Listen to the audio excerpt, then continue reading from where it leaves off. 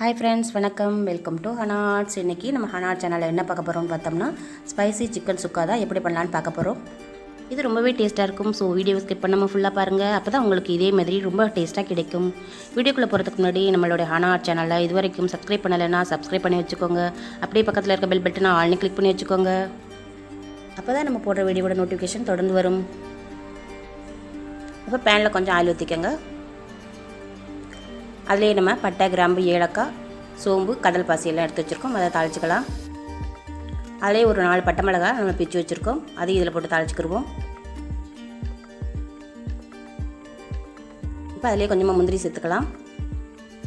இது நல்லா வறுந்து வரட்டும். இப்போது நம்ம 2 ஆனியன் கட் பண்ணி வச்சுருக்கோம் நல்லா பொடிசா. அதை இதிலே சேர்த்து ஃப்ரை பண்ணிக்கலாம்.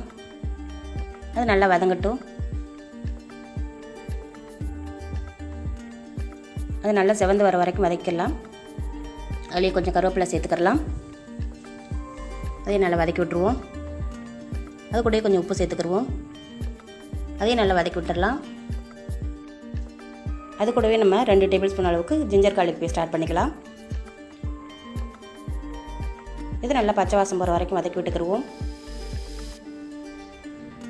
இப்போ இதிலே 1/4 டீஸ்பூன் மஞ்சள் பொடி போட்டுக்கலாம். 1 table spoon Kashmiri chilli powder சேர்த்துக்கலாம். 1/2 டீஸ்பூன் கரம் மசாலா சேர்த்துக்கலாம். அது கூடவே 1/4 டீஸ்பூன் பெப்பர் பவுடர் சேர்த்துக்கலாம்.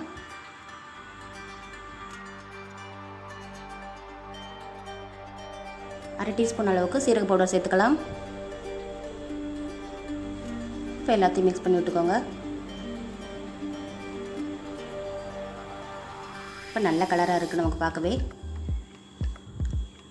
இது ரொம்ப ரொம்ப டேஸ்ட்டாக இருக்கும். கண்டிப்பாக வீட்டில் நீங்கள் ட்ரை பண்ணி பாருங்கள். இப்போ இது கூடவே 1/2 டேபிள் ஸ்பூன் சுக்கா பவுடர் சேர்த்துக்கலாம். இது செய்ய தேவையான பொருட்கள் நான் டிஸ்கிரிப்ஷனில் கொடுக்குறேன், நீங்கள் பார்த்துக்கோங்க. இப்போ இதையும் நல்லா மிக்ஸ் பண்ணி விட்டுடலாம். இதுலேயே கொஞ்சமாக கொத்தமல்லி போட்டுக்கலாம்.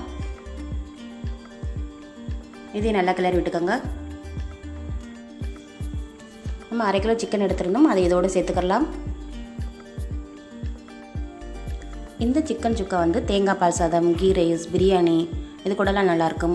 ரசத்துக்கு ரொம்பவே சூப்பரான காம்பினேஷனாக இருக்கும்.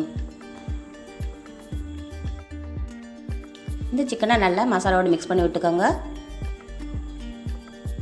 இப்போ நல்லாவே மிக்ஸ் ஆகிருக்கு. நம்ம இதில் கொஞ்சம் கூட தண்ணியே சேர்க்க போகிறது கிடையாது. இப்போ இது கூடவே நம்ம ஒரு 1/2 டேபிள் ஸ்பூன் அளவுக்கு கருவேப்பிலை பவுடர் சேர்த்துக்கலாம்.